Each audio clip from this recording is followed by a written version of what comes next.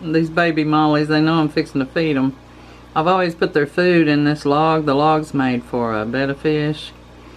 But when they were smaller, it'd keep the tank a little bit clearer, putting the food in the top of the log.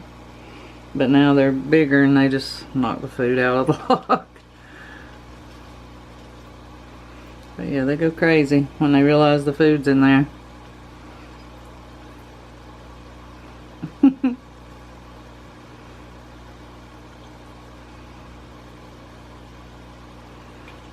I'll put a little food outside the log.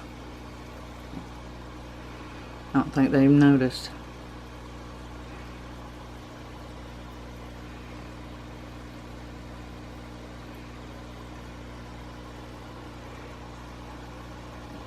Yeah, that water's a little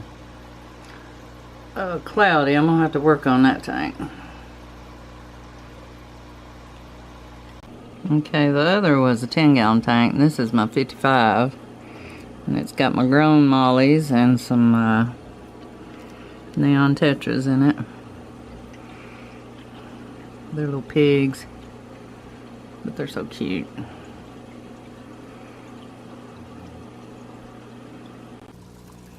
And these are some of my older baby mollies, or fry.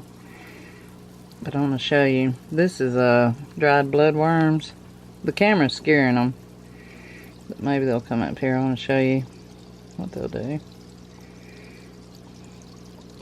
And this water was totally brown for a long time, and I couldn't figure out why. And finally I'm like, well, let me try charcoal.